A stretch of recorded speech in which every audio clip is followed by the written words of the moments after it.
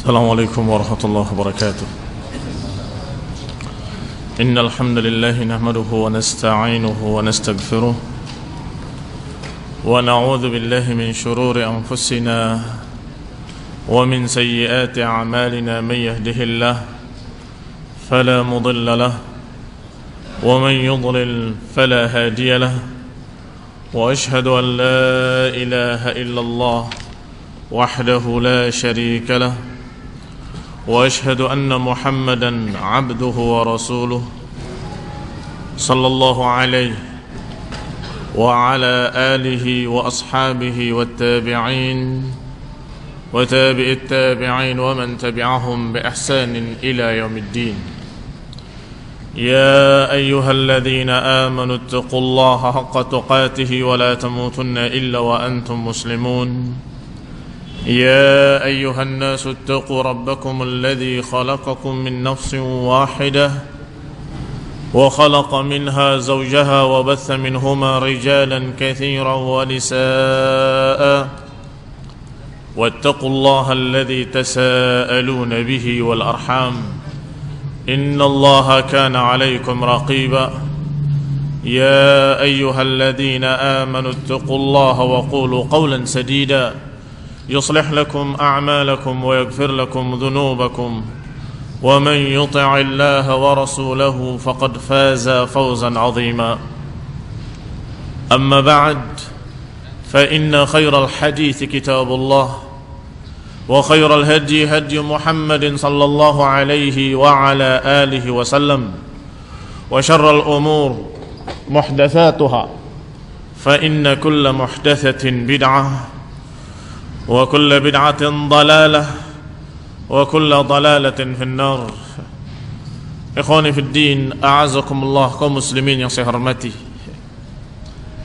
Kita masih membantah syubhat mereka, kaum hizbiyin, ahlul ahwa, yaitu bantahan terhadap syubhat mereka yang ke-9 tentang tuduhan kepada ahlus sunnah, bahwa ahlus sunnah wal jamaah pada salafiyun adalah murji'atun ma'al hukam wa khawarij ma'ad du'at, kata mereka. Ahlus sunnah yang menyatakan diri mereka sebagai pengikut salaf, mereka itu katanya, kata hizbiyun, mereka murji'ah terhadap penguasa, dan mereka khawarij terhadap para du'at, terhadap para da'i. Ikhwani fillah, a'azakumullah, kalimat ini sungguh sering diucapkan mereka berulang-ulang, seperti kaset yang diputar ulang terus-menerus di seluruh negeri-negeri muslimin. Bukan hanya di tempat kita di Indonesia, bahkan buku yang kita baca, buku yang ditulis oleh seorang dari Yaman, jazahullahu khairan, artinya bahwa beliau pun mengalami dan mendengar kalimat yang sama dari hizbiyin di Yaman, dari ahlul bid'ah di Yaman sana. Ternyata kita di sini di Indonesia juga sama, mendengarkan kalimat-kalimat mereka yang terus berulang-ulang, bahwa salafiyun ahlus sunnah adalah murji'ah kepada penguasa dan khawarij terhadap para da'i. Alhamdulillah, sudah kita bantah poin pertama, murji'atun mal hukam, yang mereka menganggap bahwa sikap ahlus sunnah yang tidak mau memberontak, tidak mau menghalalkan darah mereka, tidak mau mengkafirkan mereka dan menganggap taghut mereka, dianggap oleh mereka bahwa itu sikap irja, sikap murji'ah, sikap aliran sesat murji'ah.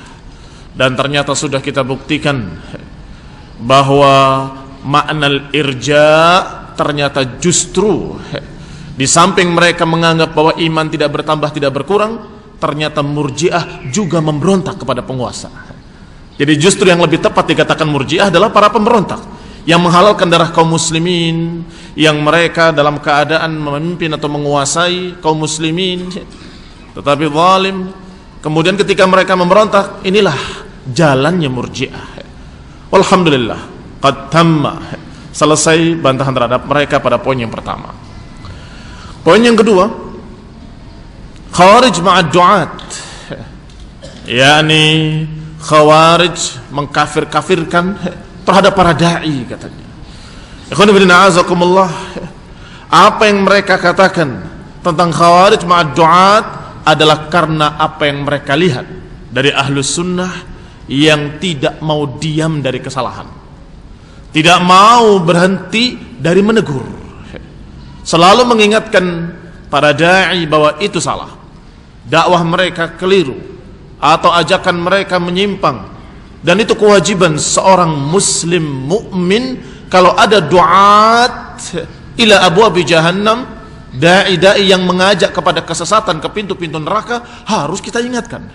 Kalau bisa diingatkan para da'inya, walhamdulillah, kita harapkan dia bisa kembali. Tapi kalau tidak bisa, maka paling tidak jangan sampai kaum muslimin terbawa dengan fitnah-fitnahnya. Jangan sampai kaum muslimin terbawa dengan para da'i tersebut. Sehingga urusan Ahlus Sunnah bukan masalah kafir mengkafirkan, tapi urusannya adalah bagaimana menjaga agama kaum muslimin, bagaimana membimbing kaum muslimin, bagaimana mengingatkan mereka dari bahaya-bahaya yang mengancam di hadapannya, dari bahaya kesesatan kelompok sesat, dari bahaya para da'i yang mengajak kepada kesesatan, harus diperingatkan dan harus diucapkan. Ternyata mereka melihat yang demikian sebagai Khawarij. Apa enggak salah mereka? Apa enggak ngaca mereka itu? Bercermin, lihat di cermin. Siapa diri kalian wahai hizbiyin? Apakah kalian orang yang jauh dari sifat Khawarij? Perhatikan siapa Khawarij dan kemudian berhati-hatilah dari jalan mereka. Maka akan didapati ternyata pemikiran-pemikiran Khawarij justru ada pada mereka.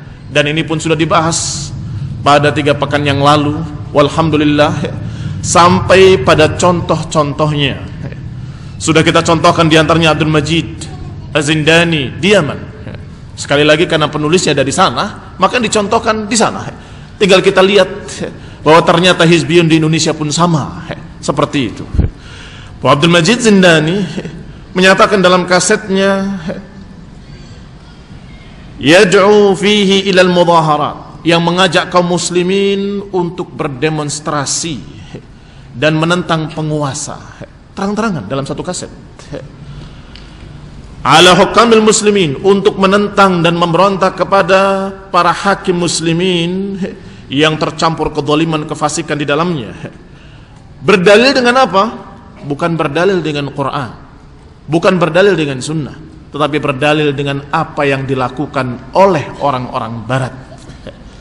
Dia berkata dalam kasetnya, min haqqis sya'bi an yuharrikal mudaharat wa min haqqis sya'bi an yuharrikal masirat lil i'lani an ra'yihi fir rafdi li ayyi siyasatin wa li ayyi manhajin. Kata dia, haknya rakyat untuk menggerakkan rakyat untuk berdemonstrasi, termasuk haknya rakyat untuk menggerakkan manusia, menggerakkan rakyat untuk keluar ke jalan-jalan, untuk menyampaikan aspirasinya dan ra'yinya, pendapatnya, dan untuk menentang sikap politik penguasa. Wa yajib 'ala ad-daulah an tahmi dzalikal haqq, dan negara wajib menjaga hak mereka. yakni silahkan memacetkan Jakarta gitu kalau di sini. Silahkan turun ke jalan-jalan memacetkan Jakarta, silahkan.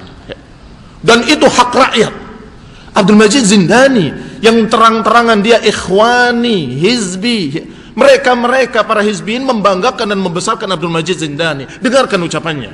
Kata dia itu hak rakyat yang harus dilindungi oleh penguasa. Wa antahmi tilkal masirat, dan hendaklah memelihara dan menjaga demonstrasi mereka. Wa antahmi tilkal mudaharat.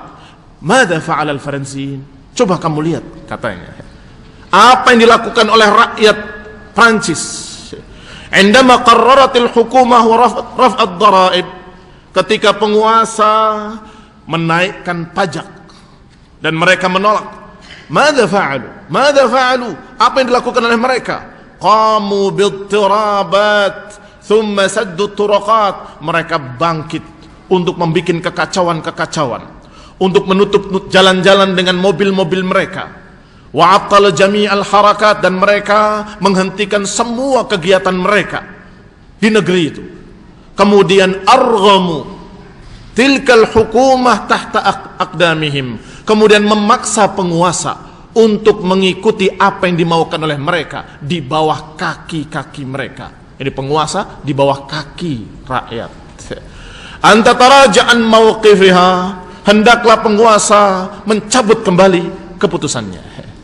Subhanallah, dai mengaku sebagai mujahid dakwah, pejuang, tapi mengajarkan rakyat muslimin untuk menentang penguasa muslim, dan kemudian mengajak kaum muslimin untuk mengacaukan, membuat kekacauan-kekacauan. Dan dalilnya orang-orang barat, Prancis, lihat bagaimana mereka, bagaimana dulu perjuangan Martin Luther. Waduh, Masya Allah, mudah-mudahan benar saya mengucapkannya. Ajaib, aneh, wallah. Kalau kalian tahu inilah pemikiran Khawarij, kenapa kalian menuduhkan kepada Ahlus Sunnah? Apa enggak salah alamat? Tujukan kepada Abdul Majid Zindani dan pengikutnya dari partai Islah, Partai Pembangunan Yaman. Memang namanya partainya begitu, Partai Pembangunan Yaman, Persatuan dan Pembangunan Yaman. Mestinya kalian tujukan kepada orang tersebut dan yang sejenisnya dari kaum hizbiyin. Mau contoh yang kedua, ucapan Muhammad Surur Naif Zainal Abidin. Muhammad Surur yang kemudian pemikirannya disebut dengan pemikiran sururiyah, yang kemarin-kemarin banyak pertanyaan-pertanyaan numpuk selalu, apa itu sururiyah, apa itu sururiyah, apa itu sururiyah. Kita jelaskan di antara contohnya ucapan Muhammad Surur dalam bukunya yang dijadikan pegangan oleh Hasmi di Bogor, Alamus Sunnah dulu, menjadikan sebagai buku kurikulum mereka, menyatakan di dalam bukunya itu yang namanya Manhajul Anbiya fi Da'wati ilallah, manhaj para nabi katanya. Yang para ulama membantahnya itu bukan manhaj para nabi yang dia tulis. Yang dia tulis itu manhaj Khawarij, bukan manhaj para nabi, tapi dikasih judul manhaj para nabi.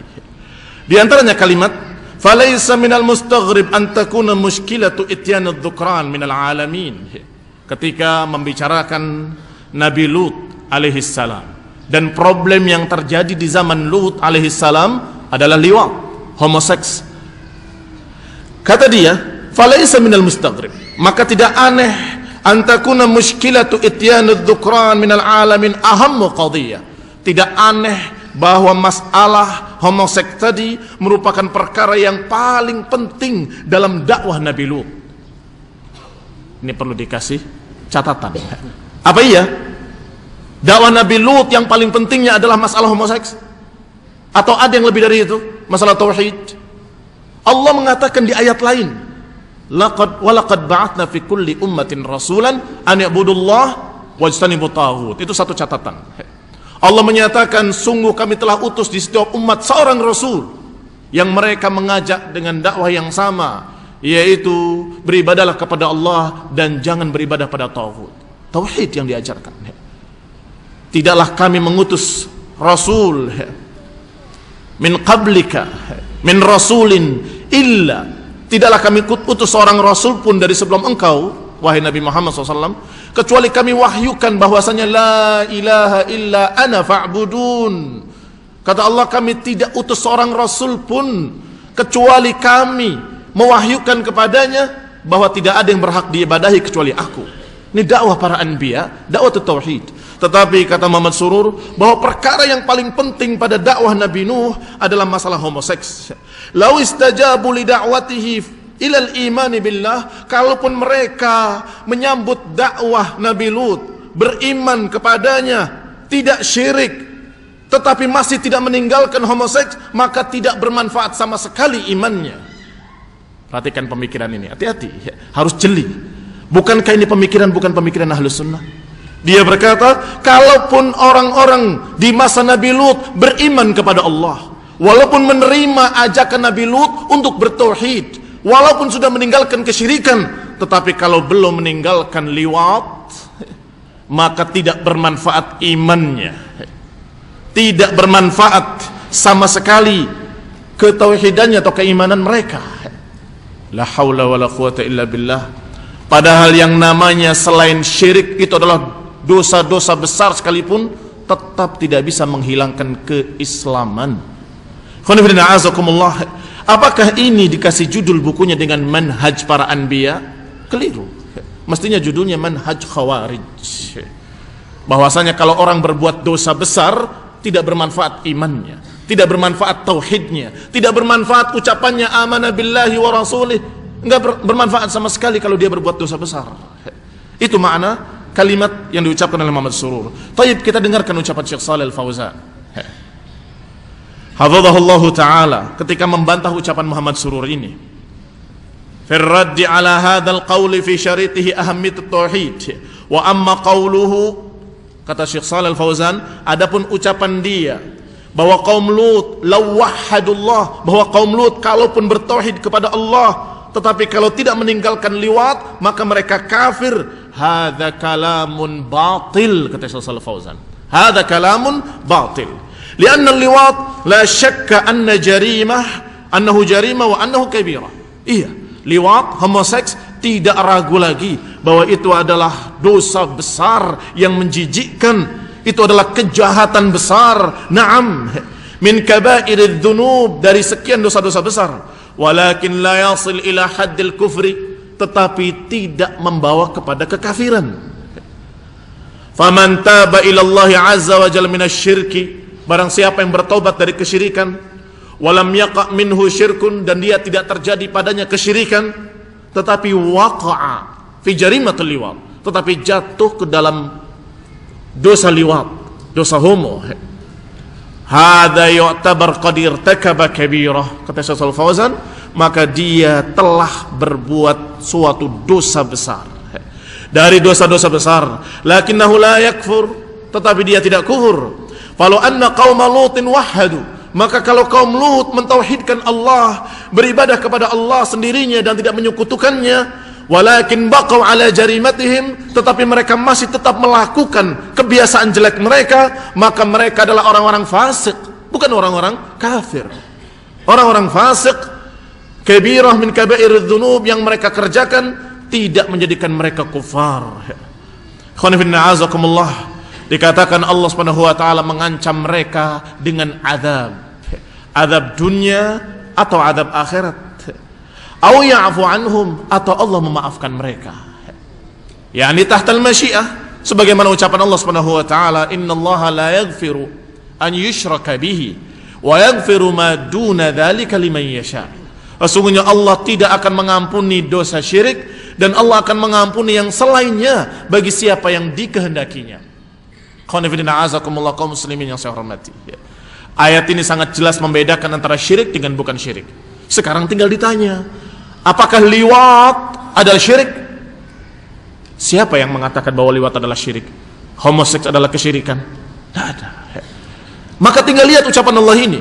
Allah tidak akan mengampuni dosa syirik, tetapi akan mengampuni dosa yang lainnya kalau Allah kehendaki. Maka terancam dengan ancaman azab, dan masih di bawah kehendak Allah. Insya'a adzabahu wa insya'a ghafara lahu. Kalau punya tauhid, kalau ia yakin tentang ketauhidan Allah, kalau dia mengerjakan perintah-perintah Allah Subhanahu wa taala, beribadah kepadanya dan tidak beribadah kepada siapapun selainnya. Ini punya tauhid, tauhid bimakna, tauhid yang benar-benar tauhid. Kecuali perbuatan itu masih dia perbuat. Apakah dengan sembunyi-sembunyi, penyakit itu belum sembuh, sama teman akrabnya, kemudian dia berbuat liwat, apakah dia kafir? Ikhwanifidina azakumullah, sungguh seorang menceritakan kepada saya tentang seorang da'i. Ustaz, si fulan itu terjatuh ke dalam liwat, homoseks. Hati-hati, ana bilang, kalimat antum jangan sembarangan. Ada buktinya dan ada saksinya, dibawakan saksi-saksi dalam bentuk rekaman-rekaman dan sebagainya. Kalaupun benar, bukan dia kafir, tetapi tidak pantas jadi da'i, nggak pantas ngajar. Kamu nggak perlu duduk di hadapannya, dia harus memperbaiki dirinya baru memperbaiki orang lain. Khonifidina azakumullah, ditanyakan kepada para ulama juga jawaban demikian. Tidak pantas dia untuk mengajarkan ilmu, hendaklah dia memperbaiki dirinya, baru dia menyampaikan dan memperbaiki kepada orang lain atau memperbaiki kaum muslimin. Tapi apakah ada fatwa dari para ulama bahwa dia kafir, keluar dari Islam? Tidak ada. Illa, kecuali Muhammad Surur dan pengikut-pengikutnya dan antek-anteknya. Khonifidina azakumullah.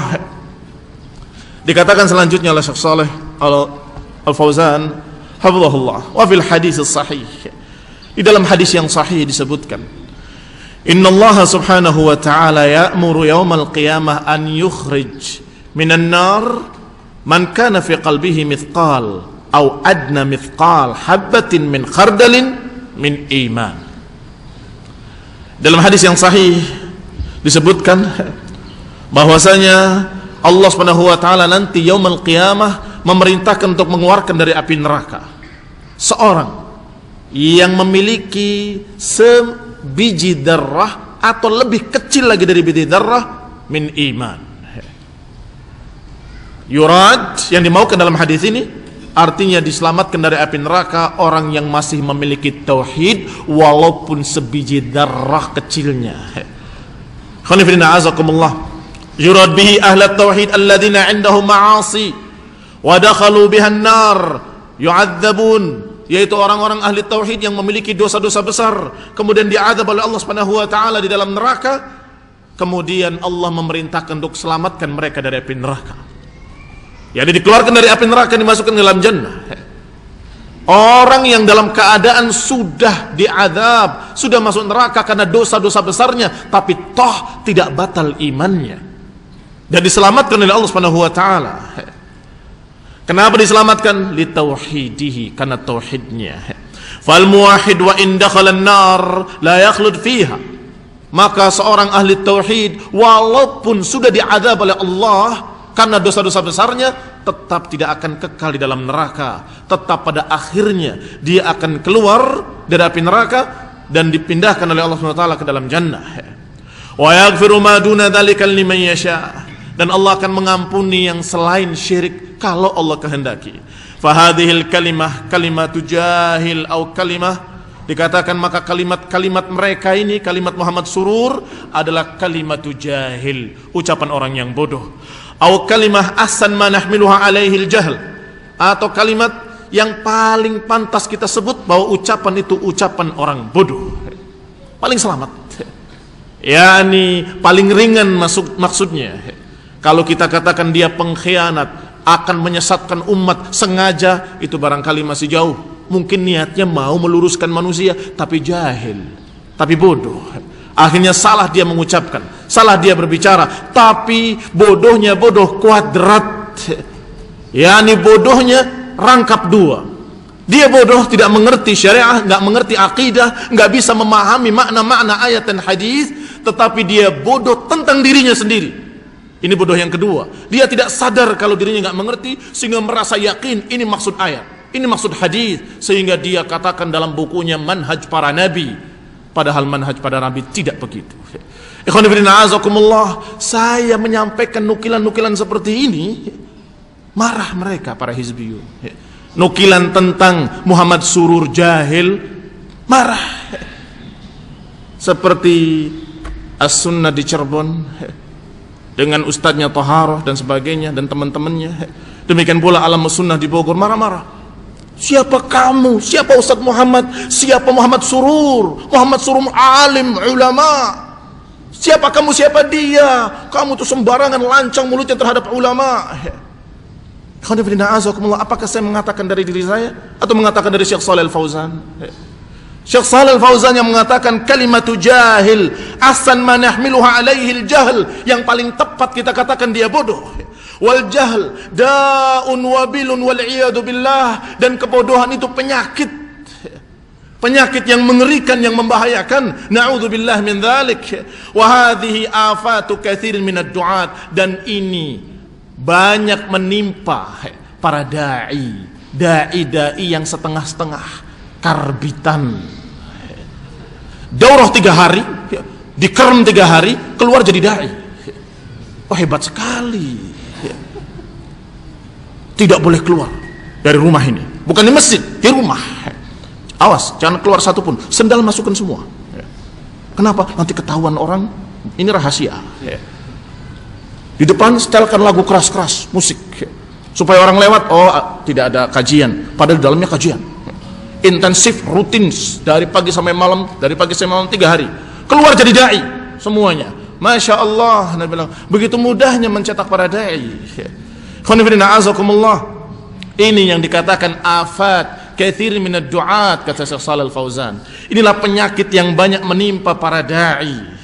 Al-yaum, hari ini, alladzina yad'una ila Allah ala jahlin, mengajak kepada Allah, mengajak berjuang, mengajak untuk memperjuangkan agama, berjihad fi sabilillah, tapi ala jahlin, di atas kebodohan. Kasihan, akhirnya menyesal.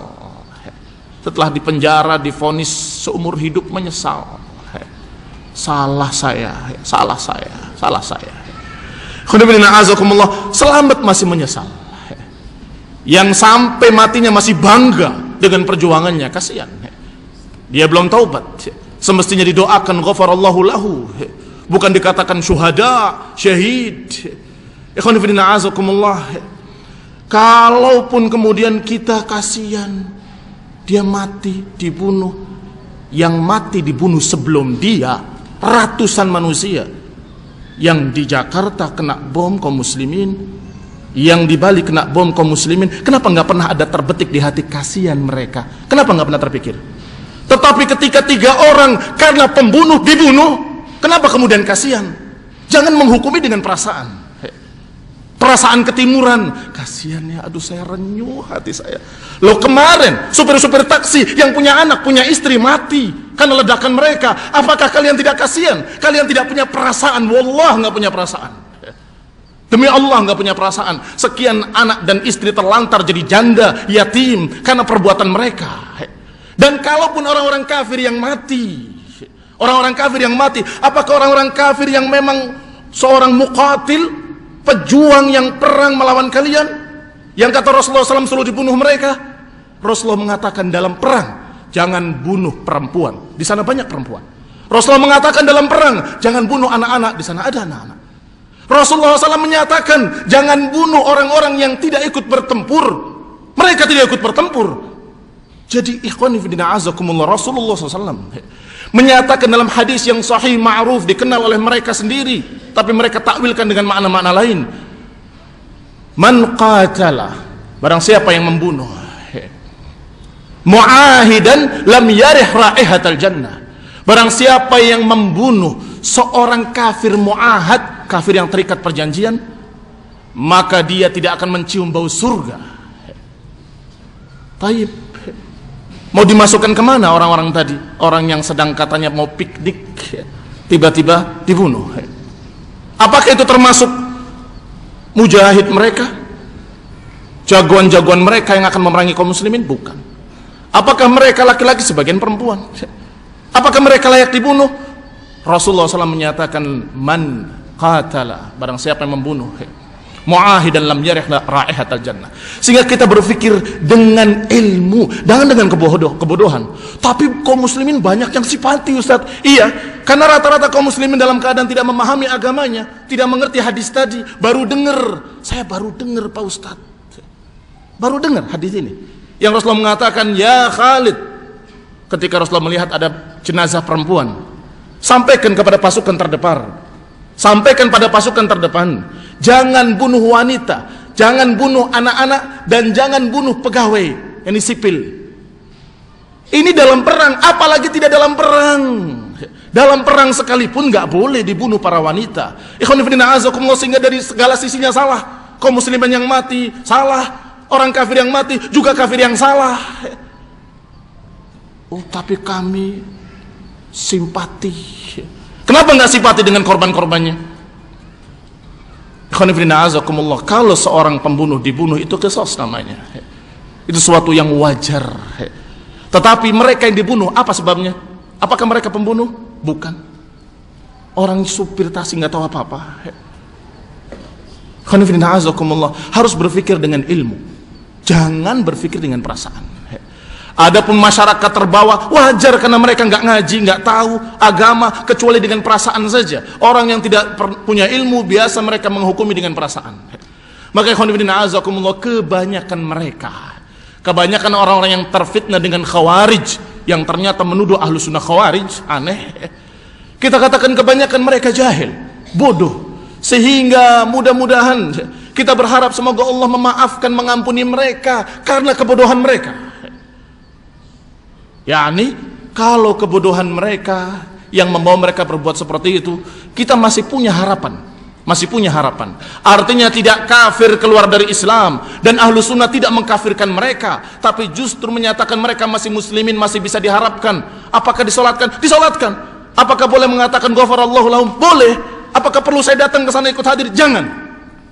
Kamu akan dianggap sama dengan mereka. Kamu akan dianggap sama orang-orang bodoh, kaum reaksioner yang kerjanya membuat kekacauan-kekacauan yang bau darah, bau-bau kematian. Jangan. Ikhwan fillah azakumullah. Maka tepat sekali apa kata Syekh Shalih Fauzan, bahwa Muhammad Surur sampai mengucapkan kalimat-kalimat takfir seperti itu, kalimat khawarij, karena kebodohan mereka. Wal jahlu da'un wabilun waliyadzubillah. Dan yang namanya kebodohan adalah penyakit yang sangat berbahaya. Orang sampai sesat dan membawa sekian banyak orang sesat karena kebodohannya. Orang sampai menyimpang ke jalan-jalan bid'ah dan membawa manusia juga karena kebodohannya. Sekian darah tertumpah dalam keadaan tidak jelas kenapa, juga karena kebodohan. Ikhwan fillah azakumullah. Maka hati-hati dari al-jahlu da'un wabilun wal'iyadzu billah. Yukaffiruna an-nas biduni sabab, mengkafir-kafirkan manusia tanpa sebab yang syar'i. Yatasahaluna fi umuri tauhid, mengentengkan dan menggampangkan tauhid. Itu juga karena kebodohan. Menganggap remeh tauhid terus, kapan jihadnya, kata mereka. Melihat kajian-kajian ahlu sunnah mengkaji tauhid, mereka berkata begitu. Tauhid terus, kapan perangnya, kapan jihadnya. Membahas fikih, ribut lagi mereka. Fikih terus, kapan perangnya. Toharoh, kapan jihadnya. Unzur hadzal jahil yatasahal fil aqidah. Lihatlah si bodoh ini, kata Syekh Shalih Fauzan, bukan kata saya. Lihatlah si bodoh ini, Muhammad Surur yang dimaksud. Lihatlah si bodoh ini yang menggampangkan akidah sampai mengatakan bahwa yang terpenting dalam dakwahnya Nabi Lut adalah masalah homoseks. Loh, nggak salah dia ngomong. Apa dia nggak ngaji dulu waktu SD? Hah? Kan sejak awal pertama diajari di sana, di Jaziratul Arab kebanyakan diajari. Masih SD sudah diajari tauhid, bahwa dakwah para nabi adalah dakwah tauhid. Kok tiba-tiba dia berubah menyatakan dengan kalimat bahwa dakwahnya Nabi Lut yang paling pentingnya adalah homo. Sehingga walaupun mereka bertauhid, walaupun mereka beriman, walaupun sudah mengikut nabinya, tapi kalau masih belum meninggalkan liwat, masih kafir. Loh, ajaib. Ikhwan fillah azakumullah. Syekhna Muhammad Aman Ibn Ali Al-Jami rahimahullah juga mengomentari ucapan Muhammad Surur, muwaddihan kalam Surur fi syaritihi, menjelaskan ucapan Muhammad Surur dalam kasetnya yang berjudul Laisa minan nasihati fi syai'. Judulnya ini bukan nasihat. Nah, tepat sekali judulnya. Ma'nahum annal insana alladhi huwa muqimun wa mulazim likabiratihi falam yatub la yanfa'uhul iman law amana. Di antaranya secara makna Muhammad Surur berkata bahwa manusia kalau dia masih terus berbuat dosa dan tidak mau tobat dari perbuatan dosanya, maka imannya tidak bermanfaat walaupun beriman. Law kana kafiran aw murtakiban likabiratin kafahishati zina wal liwat wa ma'a dhalika istajaba lid-da'iyah fa amana wa nafa'a imanuhu hadha talama huwa murtakib litilka al-kabirah ay innal kabirata tanafa wal iman. Katanya walaupun dia dalam keadaan mengerjakan berbagai macam dosa-dosa besar seperti zina, seperti homoseks, kemudian dia mengabulkan atau menerima dakwah pada nabi, menerima dakwah para da'i ahlu sunnah atau da'i Islam, maka imannya tidak bermanfaat katanya. Sepanjang dia masih mengerjakan dosanya, maka imannya tidak bermanfaat.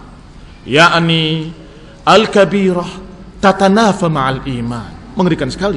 Lihat kalimatnya. Ya'ni al-kabirah, bahwa dosa besar bertentangan dengan iman. Ada dosa besar, hilang iman. Kalau nggak ada dosa besar, baru ada iman. Bayangkan, ini inti dari pemikiran Khawarij. Tatanafa itu artinya bertolak belakang. Ada dosa besar, nggak ada iman. Kalau ada iman, harus nggak ada dosa besar. Yatanafa. Ikhwan fillah azakumullah, apakah dia menggambarkan iman hanya hitam putih?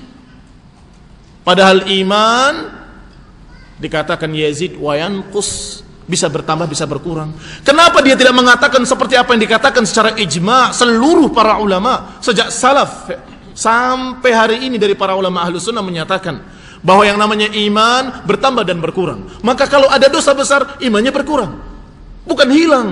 Tapi kalau dia menyatakan dengan kalimat ada dosa besar, hilang imannya, maka dia kafir.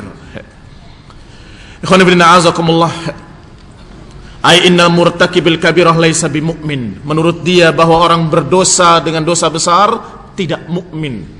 Hadhihi aqidatu man. Kata Syekh Muhammad Aman Al-Jami mengatakan hadhihi aqidatu man. Jawab sendiri. Aqidatu man? Aqidatul Khawarij. Wa hadha ad-da'iyah alladhi fi London yaqul innahu da'iyatun aw wa ashabuhu ila ayyi syai'in yad'un. Berarti si dai yang ada di London ini, aneh kan, mengkafir-kafirkan kaum muslimin, dianya berada di tengah orang kafir. Yang Rasulullah SAW berkata, inni bari'un, aku berlepas diri dari orang yang tinggal baina adhuril musyrikin, di tengah-tengah orang musyrik. Yatara'a narahuma, yang saling melihat api dapurnya, ini dekat-dekat dengan atau di tengah-tengah orang-orang kafir. Rasulullah berlepas diri dari orang yang tinggal di tengah-tengah orang kafir. Dia mengkafir-kafirkan kaum muslimin, mengajarkan pemikiran Khawarij, dan kemudian dia tinggal di tengah-tengah orang kafir yang Rasulullah berlepas diri dari orang yang tinggal di tengah orang kafir. Ini keajaiban dan keanehan. Kalau ada yang suudzon, jangan-jangan memang orangnya London yang digaji oleh orang-orang London untuk merusak kaum muslimin. Itu wajar. Saya katakan wajar, kenapa? Karena tidak ada lain korinahnya kecuali itu. Kalau kalian muslim, kalau kamu muslim, nggak akan betah tinggal di tengah orang-orang kafir. Pasti dia akan betah tinggal di tengah-tengah orang-orang muslim. Yang terdengar azan, yang terdengar dikumandangkan azan di masjid-masjid. Adapun di negeri kafir, di London dan sejenisnya, apakah terdengar azan di sana? Tidak terdengar. Menurut mereka itu pelanggaran kalau terdengar suara azan. Bahkan sholat jamaah, ketika sholat jamaah teman-teman di Australia datang intel, duduk di depan sana di teras apa di gerbang terdepan sambil bawa rekaman.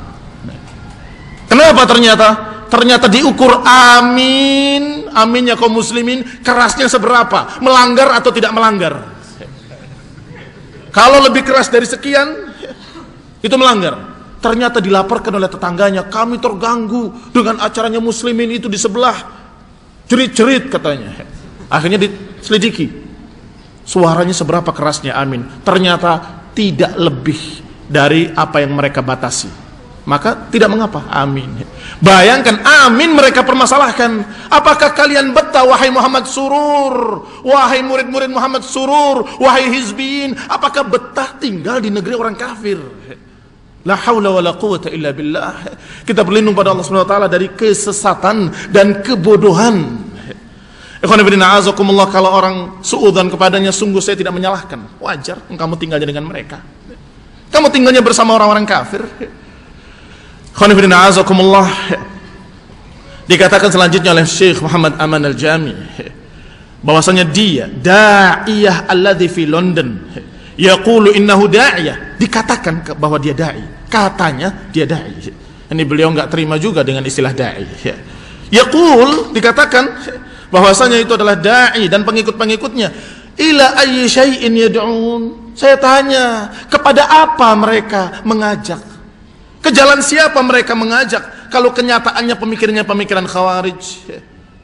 Jelas ila aqidatil Khawarij, kepada akidah Khawarij.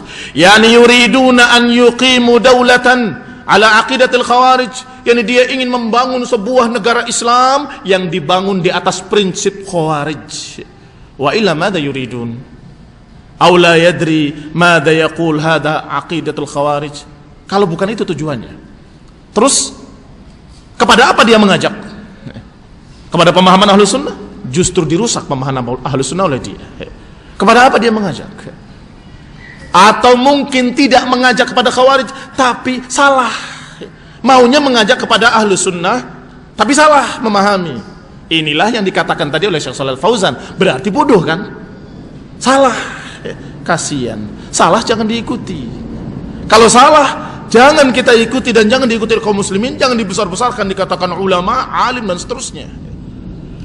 Ikhwan fillah azakumullah. Wal i'tiqad bi anna sahibal kabira law mata ala kabiratihi qabla an yatub huwa kafir la yanfa'u imanuhu aqidatul khawarij. Dan keyakinan bahwa seorang yang mengerjakan dosa besar, kalau mati di atas dosa besar tersebut belum taubat, bahwa dia kafir, itu adalah pemikiran khawarij alladzina kharaju ala Ali bin Abi Thalib. Itu pemikiran Khawarij yang memberontak kepada Ali bin Abi Thalib, yang Ali bin Abi Thalib memerangi mereka. Contoh berikutnya Safar Al-Hawali, yang juga dibesarkan oleh mereka kaum hizbiyin, sururiyin. Safar Al-Hawali yaqul kama fi kitabihi wa'ad kesenjer, janji kesenjer judulnya. Apa kalimat yang keluar dari mulut dia?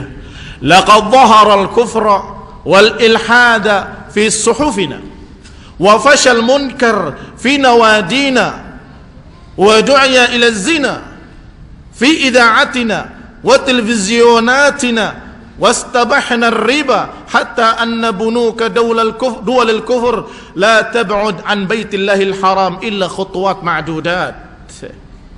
Kata Safar Al-Hawali dalam oratornya, enggak pantas dikatakan kajian, sebutkan aja orator. Dalam kalimatnya ketika dia berorasi, sungguh telah muncul kekufuran-kekufuran dan ilhad, kesesatan-kesesatan di koran-koran kita.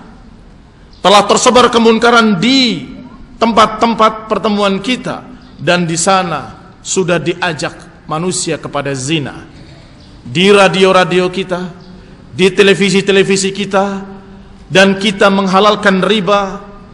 Hingga bank-bank kafir tidak jauh dari Masjidil Haram, hanya beberapa langkah saja. Jadi dia menggambarkan kekafiran telah menyebar, ilhad itu ateisme telah menyebar. Apa contohnya? Contohnya mereka menyebarkan, mengajak pada zina, mengajak pada kemaksiatan-kemaksiatan. Oh, itu yang dikatakan kekufuran. Hakadha. Ikhwan fillah azakumullah, perhatikan. Hati-hati. Dia mengatakan seakan-akan itu adalah nasihat, tapi itu adalah kesimpulan yang mengerikan, bahwa orang yang melakukan kemaksiatan maka dia kafir. Ikhwan fillah azakumullah, tidak syak kita menentang segala macam kemaksiatan tadi, dan kita mengerikan melihat televisi-televisi yang ada di negeri kita ini. Bejat, mengajarkan kebejatan moral, mengajarkan berbagai macam penyimpangan-penyimpangan agama. Kalau ada kajian kemaksiatan-kemaksiatan itu tidak bisa dihitung banyaknya. Dan kalau ada kajian Islam di televisi, maka isinya adalah mengajarkan kepada penyimpangan kebanyakannya. Mengajarkan kepada tasawuf, atau mengajarkan kepada sesuatu jalan-jalan bid'ah, atau dialog Syiah. Ikhwan fillah azakumullah, kecuali sedikit, illa man rahimah rabbuh. Kita na'udzubillah, kita menyatakan bahwa kita tidak pantas untuk duduk di depan kaca tadi, di depan kaca maksiat tadi. Ikhwan fillah azakumullah, malu kita melihatnya. Tetapi apakah kita mengatakan kafir? Oh, berarti itu kafir dia. Pegawai-pegawai semuanya kafir, pegawai RCTI kafir, tukang sapunya kafir, semuanya kafir. Begitu. La wallah, tidak. Tidak kita mengatakan seperti ucapan Safar Al-Hawali, telah tersebar kekufuran, yaitu mereka menyebarkan maksiat. Menyebarkan maksiat, kekufuran. Ikhwan fillah azakumullah, kalau di Indonesia mungkin. Kenapa mungkin? Karena memang sudah banyak di Indonesia yang memang sengaja mengajarkan kekafiran di koran-koran, di televisi ada. Yang mengajarkan kekafiran seperti kesesatan Syiah. Telah kafir mereka. Syiah yang mencaci maki para sahabat, mengatakan Al-Quran tidak sempurna. Ada atau tidak ada di media-media kita? Ada. Tetapi yang dibicarakan oleh Safar Al-Hawali bukan Indonesia. Di sana yang sejelek-jeleknya masih pembawa acaranya pakai kerudung, masih dikatakan telah tersebar kekafiran di negeri kita. Ikhwan fillah azakumullah, wa bidzalika tanfa hadhihi syubhah al-muftarah ala ahli sunnah. Dengan demikian alhamdulillah sudah terbantah sangat jelas siapa yang dimaksud khawarij. Karena ahli sunnah tidak mengkafir-kafirkan kaum muslimin dengan dosa besar, kecuali mereka-mereka yang sudah sampai kepada kesyirikan akbar atau kekufuran akbar, kita akan katakan pada mereka bahwa mereka kafir, keluar dari Islam. Dan kalau mereka terjerumus dalam kekufuran-kekufuran, maka kita menyatakan mereka dikhawatirkan jatuh kepada kekafiran, karena masih ada sekian sebab yang menyebabkan mereka tidak kafir, seperti kebodohan mereka atau kesalahpahaman mereka dan seterusnya.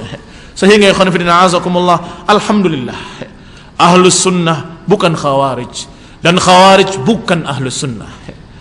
Ahlus sunnah salafiyun harus berilmu. Kalau tidak berilmu, dikhawatirkan terjerumus dalam pemikiran khawarij, dalam keadaan yakin dirinya ahlus sunnah, dalam keadaan yakin dirinya salafi, saya salafi, tapi karena bodohnya dia mengucapkan kalimat-kalimat yang merupakan pemikiran khawarij, mengucapkan kalimat-kalimat tasawuf, sufi, yang pentingkan hati, mengucapkan kalimat-kalimat yang hanya dengan perasaannya, tapi rasanya kita nggak etis kalau kita menyalahkan orang lain. Maksudnya semua benar, ya maksudnya yakni hati kita nanti akan, itu ucapan sufi, ucapan ahlus sunnah. Salahkan yang salah, benarkan yang benar, ajarkan mana yang benar mana yang salah. Apa yang cocok dengan qala Allah wa qala Rasul, apa yang cocok dengan apa yang dijalani oleh para sahabat ridwanullah alaihim ajma'in, maka dia berada di atas kebenaran. Dan yang menyelisihi Quran, menyelisihi sunnah, menyelisihi jalan salaf, jalan para sahabat, maka kita katakan itu salah, menyimpang, dan harus dibenarkan, harus diluruskan. Tidak bisa kita mengikuti perasaan, harus mengikuti ilmu. Khonibidin azakumullah. Subhat yang berikutnya yaitu subhat yang ke-9, kalau ada waktu. Jam berapa?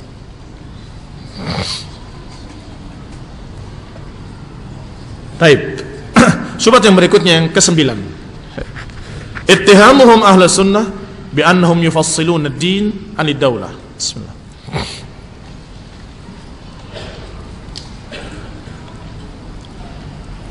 Tuduhan berikutnya dari para hizbiyin, kelompok sesat, menganggap ahlus sunnah memisahkan politik dari agama, atau memisahkan negara dari agama, yang diistilahkan sekularisme.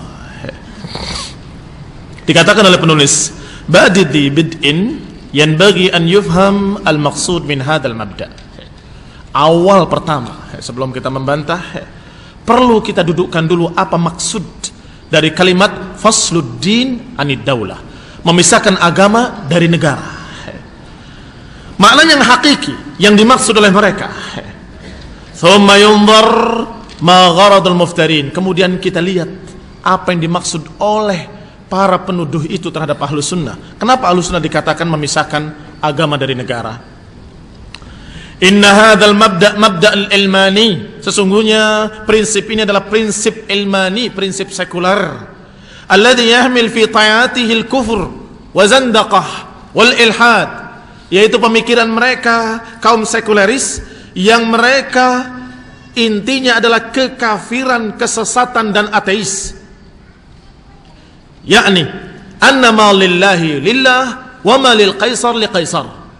Yani ucapan mereka kaum Yunani, apa yang untuk Allah, untuk Tuhan berikan pada Tuhan, dan apa yang untuk kaisar berikan pada kaisar. Ini yang muasal dari istilah sekuleris tadi, atau yang diistilahkan fasluddin anid daulah atau ilmani, adalah ucapan mereka apa yang untuk Tuhan berikan untuk Tuhan, dan apa yang untuk kaisar berikan pada kaisar. Maknanya urusan negara dan urusan tetek bengeknya agama gak usah ikut campur. Itu maknanya. Ikhwan fillah azakumullah, hadza huwal ma'na. Inilah makna dari kalimat ilmani. Wa gharad man yarmi ahla sunnah. Sekarang apa yang dimaksud oleh para penuduh-penuduh? Kenapa kok ahlus sunnah dituduh memisahkan agama dari negara? Yarmi ahlus sunnah bi an yubayyin anna ahlus sunnah salafin yastaghiluna bi umuriddin ba'idina kullal bu'd amma yata'allaq bi umuril hukum. Kata mereka, iya, kalian itu adalah kaum sekuler karena kalian berbicara masalah agama, ayat hadis, tapi nggak pernah membicarakan tentang negara sedikit pun, nggak pernah berbicara tentang hukum sedikit pun, katanya. Bahkan mengharamkan murid-muridnya, pengikut-pengikutnya untuk membicarakan tentang negara. Taib, kita jawab. Fa in kana al-maqsud anna ahli sunnah ba'idun amma yata'allaq bi anzimatil hukum. Kalau yang mereka maksud bahwa ahlu sunnah jauh dari hukum, jauh dari masalah kenegaraan, maksudnya tidak ikut mengatur negara atau tidak ikut kita menghukumi negara, atau kita dalam keadaan tidak ikut berperang, nggak ikut mengatur peperangan, atau tidak ikut menyerang, urusan-urusan diserahkan pada penguasa, maka kita katakan na'am, karena kita rakyat, kita bukan penguasa. Iya, kalau itu iya, ada apa kita ikut campur dalam keadaan itu bukan hak kita. Kita ikut campur dalam masalah kepolisian. Polisi nggak bener, saya yang turun. Anak buahku ikut semua, ayo kita turun sendiri aja, polisi nggak bergerak. Naam, kita nggak berbuat seperti itu, karena itu haknya mereka. Demikian pula mengatur negara, bagaimana ini kota ini, bagaimana itu, kita nggak ikut campur. Naam, kita katakan ya, karena itu bukan urusan kita sebagai rakyat, itu urusan mereka para penguasa. Kalau kita ikut campur, justru itu namanya yunazi'ul amra ahlahu. Berarti kita ikut campur pada yang bukan urusan kita. Berarti kita mengganggu apa yang merupakan hak mereka, yang Rasulullah SAW melarang. Wala tunazi'ul amra ahlahu, kata Nabi. Kalian dengar dan taat, kalian tunduk pada penguasa kalian, dan kalian jangan tunazi'ul amra ahlahu, jangan merebut urusan mereka, jangan ikut campur urusan mereka, karena kita rakyat, mereka penguasa. Tapi kalau salah mereka, kalau mereka nggak benar ngaturnya, bagaimana? Kewajiban kita hanya menasehati mereka. Kalau mereka mau mendengar nasihat, fadak, wa illa fala alaik. Kalau engkau sudah menasehati dan mereka mendengar, mereka ikut, alhamdulillah. Kalau kita sudah menyampaikan dan mereka tidak ikut, mereka enggak menggubris, maka bukan salahmu. Demikian ucapan Rasulullah SAW dalam sekian riwayat, sekian puluh hadis yang mengajarkan bagaimana sikap rakyat kepada penguasa. Maka kalau itu kalian tuduh sekuler, silahkan. Khonifidina azakumullah, dikatakan kalau kita ikut campur, maka itu adalah munaza'atul amr ahlahu. Maka kita tidak ikut campur pada urusan mereka, hanya qiyam bin nasihah wat tasdid, menegakkan nasihat dan meluruskan. In hasala min walil amr khata' atau taksir, kalau pada penguasa itu ada kesalahan, kekeliruan, ada kezaliman, kejahatan, maka kewajiban para da'i khususnya, para ulama yang memiliki ilmu khususnya, dan kepada seluruh kaum muslimin yang mampu umumnya, bagi mereka hendaklah menasehati para penguasa dengan nasihat yang baik, yang tujuannya adalah untuk memperbaiki, bukan tujuannya untuk menjatuhkan. Kalau sekarang 99,9% atau 0,9999999%, semua yang katanya menasehati penguasa dari para politikus, urusannya bukan nasihat untuk memperbaiki, bukan untuk menunjukkan kejelekan penguasa supaya rakyat tidak mendukung penguasa. Itu yang terjadi, kenyataan. Jadi menasehatinya bukan matanya kepada mereka, tapi matanya kepada rakyat. Lihat tuh presiden kita zalim, korupsi, begini dan begitu. Loh, kamu kok, oh ini nasihat, nasihat buat penguasa, akan sampai kepada penguasa oleh kurirnya, oleh intelnya, akan sampai ke sana. Nasihat apa nasihat? Nasihat atau nasihat dalam tanda petik? Kebanyakan bukan nasihat, tetapi nasihat dalam tanda petik tadi itu. Urusannya persaingan politik, karena presidennya bukan dari partai kami, harus dijatuhkan. Itu kewajiban kita, katanya.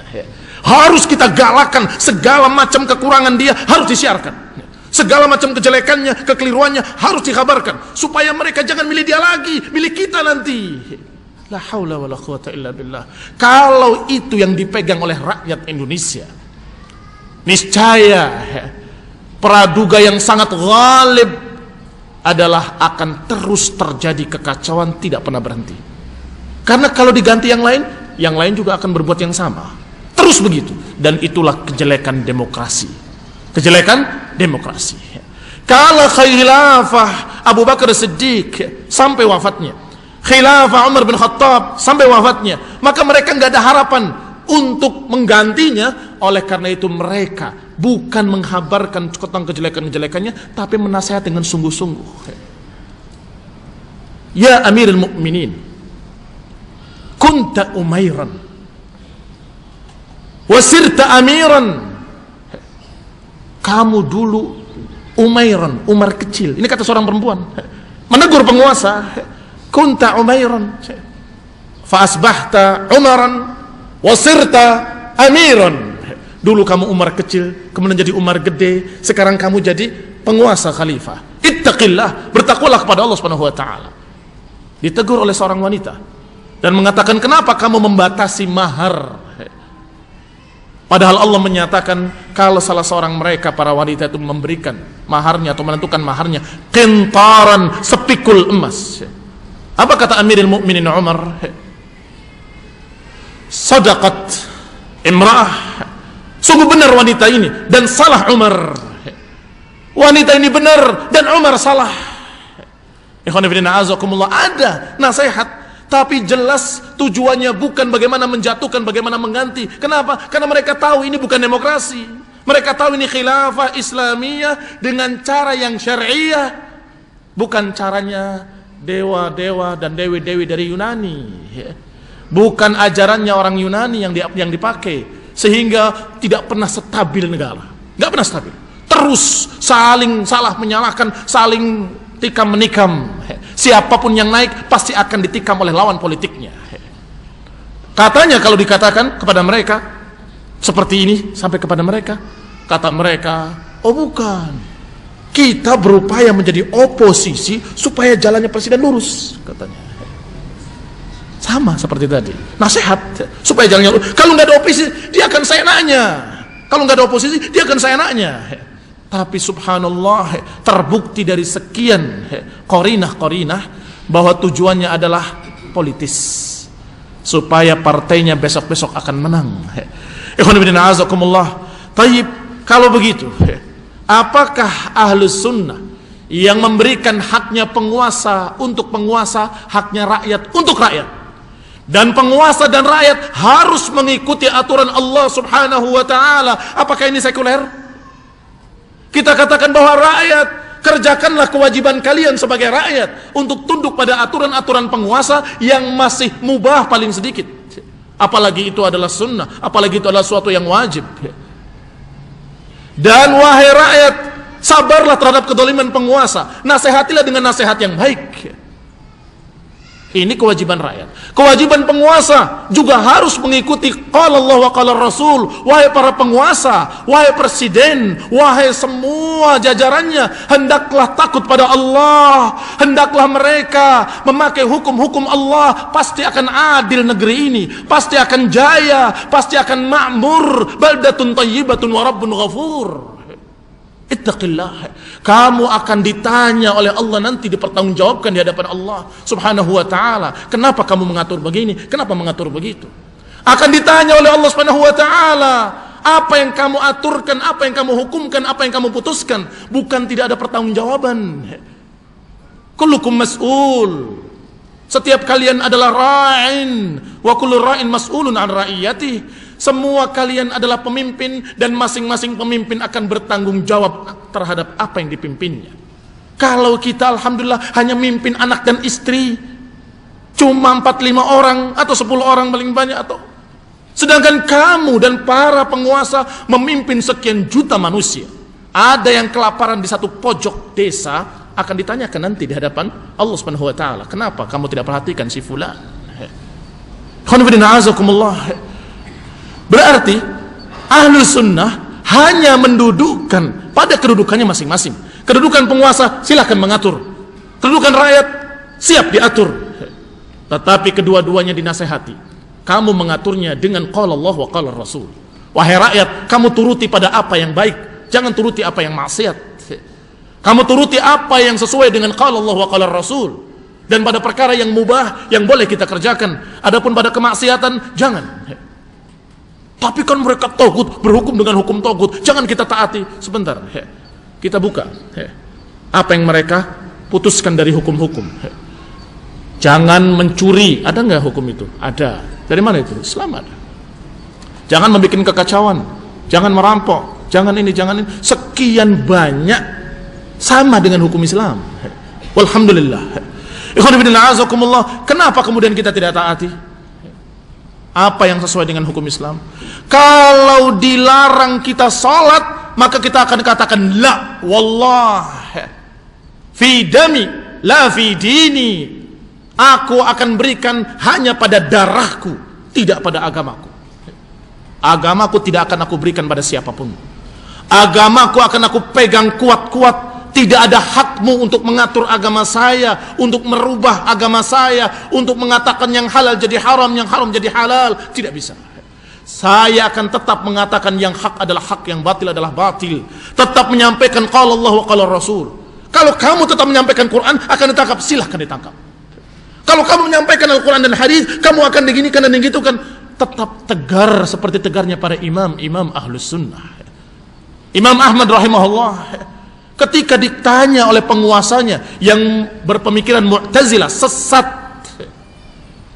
ditanya, bagaimana pendapatmu tentang masalah Quran? Imam Ahmad tetap menyatakan Al-Quran ucapan Allah, bukan makhluk. Maka dipaksa oleh penguasa ketika itu, penguasa zalim, mubtadi'un dal, katakan Quran itu makhluk, bukan ucapan Allah.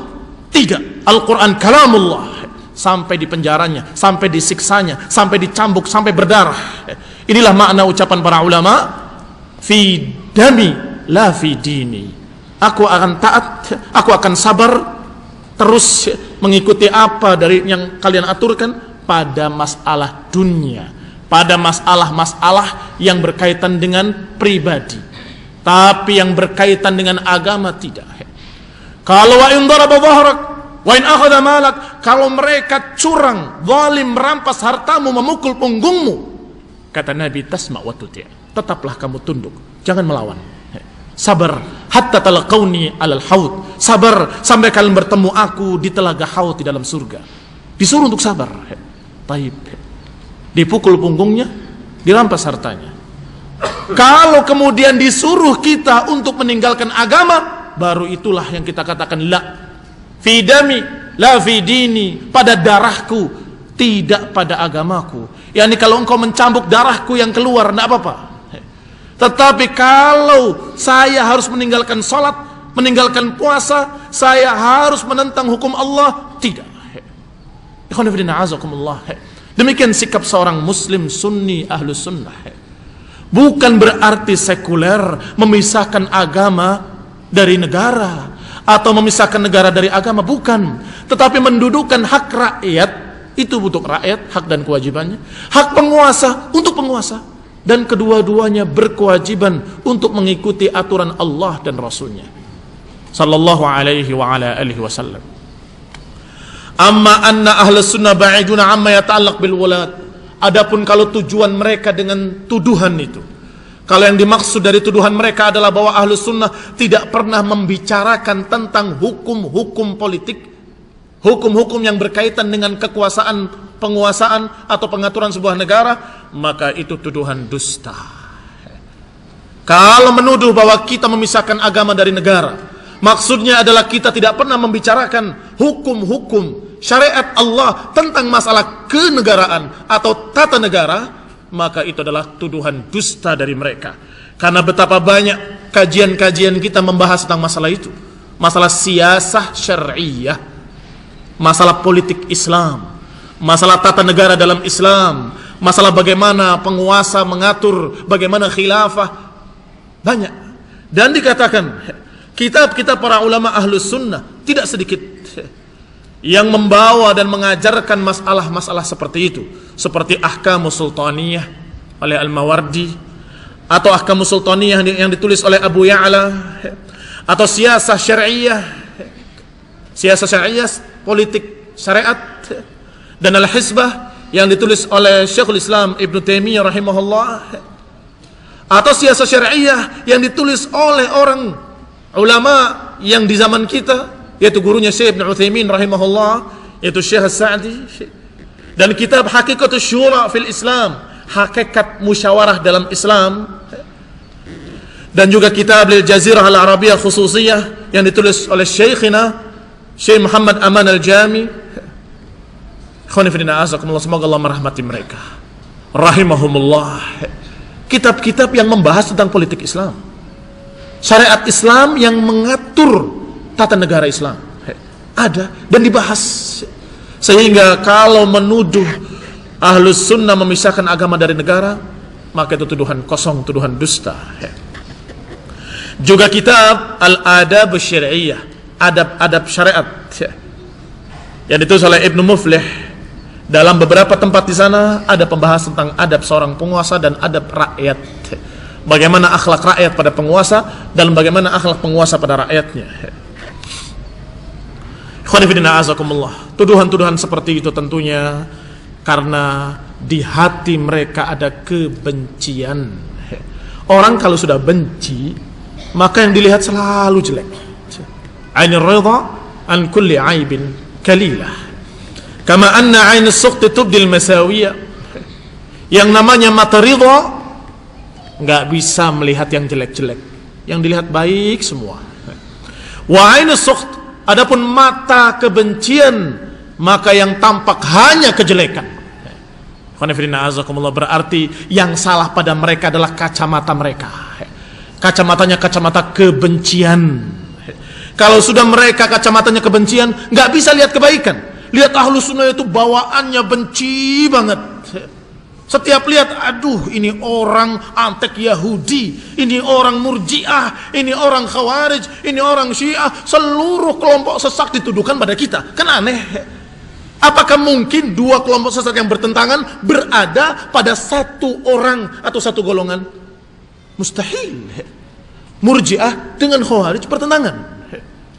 Murji'ah dalam keadaan menganggap iman tidak bisa berubah, tidak bisa berkurang, tidak bisa hilang dengan dosa sebesar apapun, bahkan kekufuran sekalipun, bahkan kalian berbuat kekafiran apapun, kalau sudah ngomong di mulutnya dengan kalimat la ilaha illallah, maka tidak bisa jadi kafir lagi. Murji'ah. Sedangkan Khawarij mengatakan dosa besar akan menghilangkan iman alias kafir. Bertentangan. Ini menuduh Ahlus Sunnah, kamu Murji'ah dan kamu Khawarij. Murji'ah tapi Khawarij. Ajaib. Kenapa? Lepas kacamatamu dulu.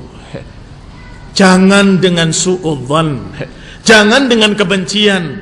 Tanya dengan pertanyaan seorang yang ingin tahu, bukan pernyataan orang yang benci, tapi pertanyaan orang yang ingin tahu. Emang yang kamu katakan itu ada dalilnya? Baru kita sampaikan nih dalilnya. Apa sih bukunya? Ini bukunya. Siapa sih ulama yang kalian pegang? Ini ulamanya. Alhamdulillah, semuanya jelas kalau mau mereka mempelajari. Sayangnya mereka tidak mau mempelajari. Mereka hanya menyatakan bahwa kelompok Ahlus Sunnah yang berpegang dengan Quran dan Sunnah, yang menjalani jalan salaf, itu menghalangi cara mereka, menghalangi pergerakan mereka, harokah mereka. Harus diberangus dan harus dibasmi, kata mereka. Sehingga ainus sukht tubdil masawiyah, yang namanya mata benci yang terlihat jelek semua. Kalau suami istri sudah lagi marahan, itu jelek semua biasanya. Nggak ingat yang baik-baiknya. Kamu kemarin gak begini, kemarin begini, lusa yang lalu, lusa belum terjadi, yang lalu. Kamu demikian, waktu itu begini, waktu itu yang jelek seluruhnya. Tapi berapa menit kemudian akur lagi, senyum-senyuman lagi, kemudian iya ternyata enggak ya, semuanya enggak. Ketika ridho, aku cinta kepadamu, sungguh engkau tidak punya kejelekan sedikit pun, semuanya baik. Tapi kan kemarin saya marah. Marahmu juga lucu, Masya Allah. Loh, yang jelek jadi baik. Kenapa? Ainur ridho, karena matanya mata ridho, maka semuanya baik. Tapi kalau mata kebencian, yang terlihat semuanya jelek. Tapi kan saya berbuat, itu gak ikhlas. Kalau ada kebaikan dikatakan gak ikhlas. Kemarin kan saya memberi itu kan cuma kamu pengen sesuatu saja dari saya. Subhanallah, yang baik-baik jadi jelek semua di mata mereka karena ainus suqt. Fatarahum yarawna ta'amul ahli sunnah salafiyyin ma'al hakim al-muslim al-mutalabbis bidzulmi awil fisqi manhajan inhizamiyan. Oleh karena itu, karena kebencian yang ada di hati mereka, karena fi qulubihim zayg, dalam hati mereka ada penyimpangan, di hati mereka ada kedengkian, maka yang ada ketika melihat ahlus sunnah bersikap dengan sikap sunnah kepada penguasa, bersikap dengan sikap yang diajarkan oleh Rasulullah, dikatakan manhajnya manhaj para pengecut, dikatakan itu jalan mereka, manhajnya manhaj para pengecut, manhaj para penakut. Kenapa dikatakan manhaj pengecut dan manhaj para penakut? Karena nggak mau memberontak, nggak mau menghalalkan darah orang-orang muslim, yakni adamul khuruj alaihi wa munabadhatihi bis-sayf, karena tidak mau ikut mengangkat pedang, nggak mau ikut mengangkat senjata untuk melawan penguasa, tetap taat pada yang baik-baik, tetap mau tunduk pada aturan-aturan, maka dikatakan manhaj kamu manhaj pengecut, aliran kamu tuh aliran pengecut, kata mereka. Sampai-sampai menantang dengan mengatakan coba jadi laki-laki sehari saja, katanya. Kata Fauzan Al-Ansari, hizbi khariji, mengatakan, saya dengar sendiri di kasetnya, dia mengatakan coba mereka itu jadi laki-laki sehari saja. Saya lihat wajahnya bukan wajah laki-laki, wajah banci, nggak ada punya jenggot, nggak punya kumis. Saya mau tanya, dia jadi laki-laki udah berapa lama? Sudah berperang melawan siapa? Dan sudah dia dalam keadaan menggunakan keberaniannya di jalan Allah kapan?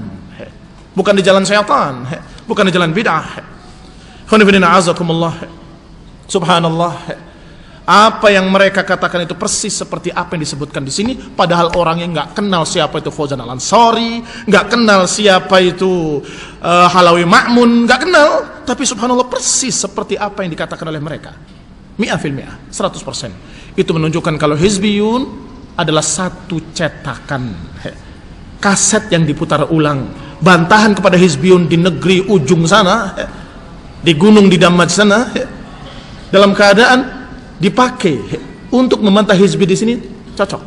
Ucapan mereka, syubhat mereka di penjuru dunia semuanya sama, sehingga cukup dengan kita bacakan bantahan ini akan terjawab semua kalimat-kalimat hizbiyin. Bahkan bisa jadi ada yang mengucapkan kembali dalam keadaan sudah dibantah, sehingga ketika berkata kepada kamu tuh murjiah terhadap penguasa, dan kamu itu adalah khawarij terhadap para dai, kamu itu dalam keadaan kamu sudah tahu bantahannya sudah kemarin, berulang terus pada mereka. Wallahu ta'ala alam. Nasallahu taufiq wa afiyah. Subhanaka wa bihamdika asyhadu an la ilaha illa anta astaghfiruka wa atubu ilaik. Assalamualaikum warahmatullahi wabarakatuh. Apakah boleh orang berpuasa dalam keadaan junub karena ia lupa mandi besar waktu malam hingga menjelang pagi hari? Kalau tentunya yang namanya puasa adalah dia berniat untuk berpuasa, dan junub, kalau kejadian junubnya di malam hari dan pagi hari belum mandi dalam keadaan sudah terbit fajar, maka tidak mengapa, tidak mengganggu puasanya, tidak mengganggu puasanya. Wallahu ta'ala alam. Apakah jika kita tinggal di Pulau Bali bisa dinamakan dengan tinggal di negeri kafir? Bali itu bukan negara tersendiri, Bali itu tetap Indonesia, maka tidak dikatakan negeri kafir. Apa ciri-ciri negeri kafir? Negeri kafir yang tidak dikumandangkan adzan di sana, sehingga Rasulullah SAW ketika mau menyerang satu desa, satu negeri kafir, Rasulullah tunggu sampai fajar. Kalau terdengar adzan, tidak jadi diserang. Kalau tidak terdengar adzan, diserang. Nah, itu diantara ciri-ciri yang paling terlihat bahwa itu negeri muslimin. Bagaimana pandangan Ustaz terhadap pemimpin seorang wanita sebagai presiden? Tidak boleh. Penguasa wanita dikatakan tidak boleh dan tidak mengikuti sunnah Rasulullah SAW. Karena Rasulullah SAW mengajarkan, la yuflihu qaumun wallau amrahum imra'ah, tidak akan baik satu kaum jika dia dipimpin oleh seorang perempuan. Dan perlu diketahui, di samping syarat rujulah kelaki-lakian, ada syarat lainnya. Ada syarat-syarat lainnya, yaitu tidak cacat. Sehingga pemimpin perempuan dengan pemimpin buta sama saja, sama-sama melanggarnya. Atau pemimpin perempuan dan pemimpin cacat sama saja, karena melanggar dua atau melanggar syarat-syarat penguasa. Nah, dan ini kalau dalam keadaan ada ikhtiar, bisa memilih, maka tidak boleh memilih seorang yang cacat, seorang yang dalam keadaan dia bukan laki-laki. Tetapi kalau sudah terjadi, entah dengan apa, dengan demokrasi yang bid'ah ataupun dengan pemberontakan ataupun dengan apapun, tiba-tiba jadi penguasa dan benar-benar menguasai, maka hukumnya sama dengan penguasa yang zalim tadi. Ini hukumnya dengan penguasa yang zalim, sebagaimana pernah ditanyakan kepada beberapa ulama pada kasus yang lalu, bagaimana kalau pemimpin perempuan? Jawabannya sama. Banyak penguasa yang tidak mencocoki aturan-aturan Islam, seperti zalim, seperti dia dalam keadaan memiliki kecurangan dan seterusnya, atau dia dalam keadaan cacat, atau dia perempuan. Itu pun salah satu pelanggaran dari pelanggaran-pelanggaran yang ada. Sehingga kalau memilih, jangan yang melanggar-melanggar ini. Kalau dalam keadaan sudah jadi pemimpin, maka tetap hukumnya sama dengan pemimpin-pemimpin yang zalim.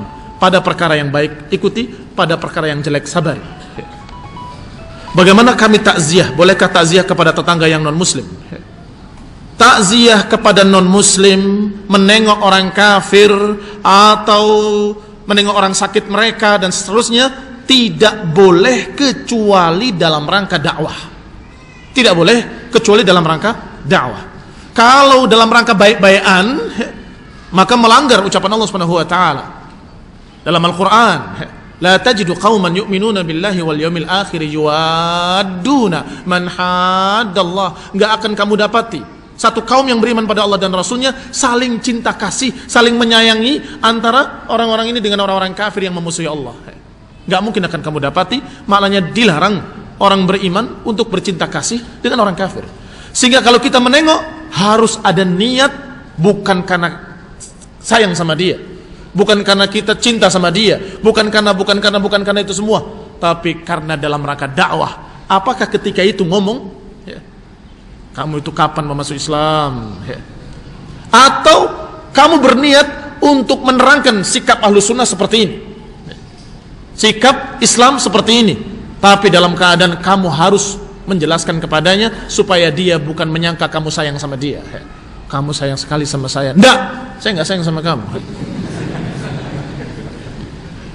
Jangan sampai terkesan kalau kamu dalam keadaan cinta pada orang yang mencaci maki Allah.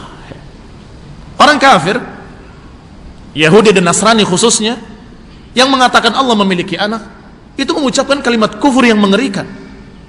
Yang Allah mengatakan dalam Al-Quran, takadu samawatu yatafattarna minhu wa tanshaqqul ardu wa takhirul jibalu hadda an da'u lirrahmani walada. Hampir-hampir langit pecah, bumi terbelah, dan hampir-hampir gunung-gunung itu runtuh ketika mereka berkata Allah memiliki anak. Apakah pantas kemudian kita datang senyum-senyum kepadanya? Sakit ya, sakit apa? La haula wala quwwata illa billah. Rasulullah kan menengok orang Yahudi yang mencercanya, iya, tapi Rasulullah SAW datang dan mengajarkan Islam, dan kemudian orang itu masuk Islam karena akhlak Rasulullah SAW. Akhlaknya Rasulullah SAW dicerca, dimaki, tetap dia mendatangi ketika sakit dan mengatakan, kapan? Ucapan la ilaha illallah, kamu akan selamat. Maka dia melirik ke bapaknya, si Yahudi tadi. Kata bapaknya, ati' Abul Qasim, taati Abul Qasim. Maka dia mengucapkan asyhadu an la ilaha illallah wa asyhadu anna Muhammadar Rasulullah, masuk Islam. Jadi harus ada niat yang seperti itu. Bagaimana hukumnya seorang muslim beristri lebih dari 4 orang? Haram. Beristri lebih dari 4 orang haram hukumnya. Tidak boleh lebih dari 4 orang, karena Allah memberikan hanya 3 pilihan, mathna wa thulatha wa ruba', 2, 3 atau 4. Tidak boleh lebih dari 4, dan itu yang dicontohkan dan dipahami oleh seluruh para sahabat. Walaupun sepintas Karena itu dan bukan atau, Ustaz. Berarti 2 dan 3 dan 4. Kalau 2 tambah 3 tambah 4 9. Ditambah lagi dan cocok dengan Rasulullah yang berisi 9. Bagaimana kita jawab? Bahwa Al-Quran dipahami dengan pemahaman salaf, dengan pemahaman para sahabat.